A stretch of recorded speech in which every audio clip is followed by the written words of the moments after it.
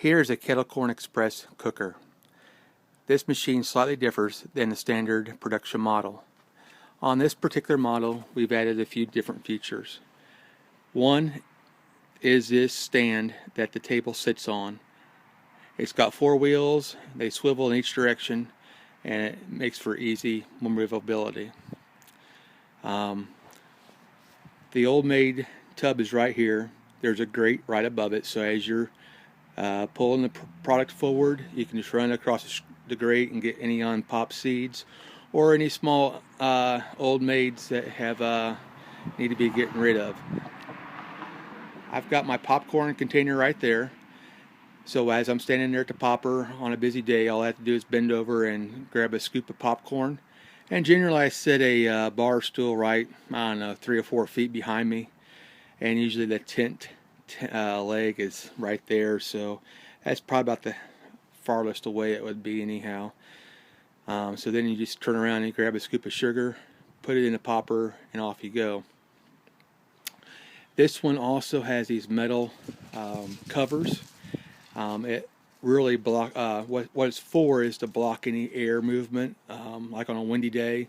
Typically your pilot light could blow out if you get a good puff of wind, and then you'd have to manually relight your pilot light. So other guys use other material to put around the bottom on a windy day. I've got those metal sheets, and also unlike the standard production machines, these have wheels underneath them. One of them's lockable. They all were lockable at one time, but as time's gone by, only one locks at this time. What else is different about it?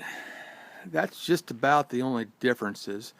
But the nice thing about this one, the way it's set up, is you can put all your supplies, your bags, your sugar, your popcorn, either underneath the table or inside of it. I generally put my bags and my containers and whatever else I need for my events. I just put it in the table.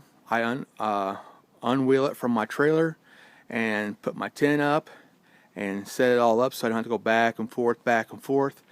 That has really saved me a lot of time for setting up and tearing down. And in reverse, when I get ready to pack up from an event, I put my bags and all my supplies in my cooling table after it's been wiped down, and I just wheel it right in the trailer. I'll give you an example. I can get at least 3 bags of popcorn down there, and sitting right next to it, you can get your sugar. If you're using 25-pound bags, that's probably the ideal, since there's that gap there. Otherwise, you can put some more decking down. All it is that PVC decking. I've got a metal cover right over here on this side as well. Here's your exhaust. It actually, you can pretty much rotate it any direction you want, as long as it's not exiting the direction the way the wind is blowing. Otherwise, the wind will just go right down in there and blow out your pilot light. So, you know, on cool days or cold days, I like to face it right towards me. That way I stay nice and warm as long as possible. Got some tie downs here for your trailer. Just put a hook in there, tie strap, put it to the floor, or however you want to secure the machine. It's got about a 10-foot hose with a regulator on there, 0 to 15 pounds. The oil container is right here. How this works is you turn the crank one direction and it sucks it up into the bowl. Turn the handle the opposite direction and it shoots it right through the hose and right up and into the little funnel right there. This is a brand new pump. It's, I don't know, depending on where you get it, anywhere between, I don't know, $250 and $400.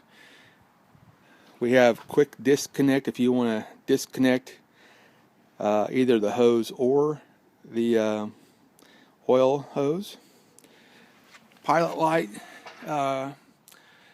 safety valve is right there. You push down on the red little button and let the gas push out the air, and then once that's taken care of, you can go ahead and manually light the pilot light. On-off valve right here.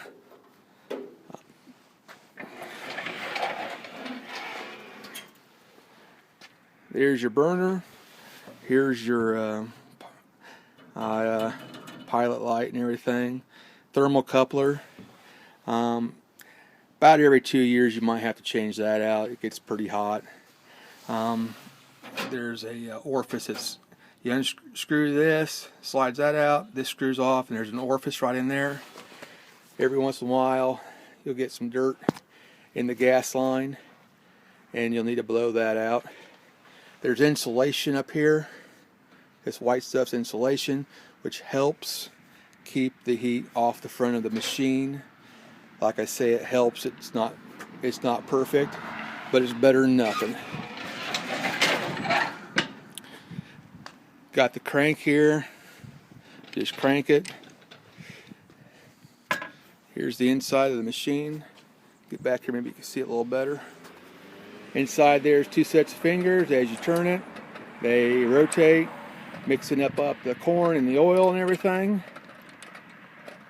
After about, I don't know, 3 or 4 minutes, it'll be ready to pop. And once the lid starts popping, you just lift it up and you keep cranking, and it just gradually falls out. I've got other videos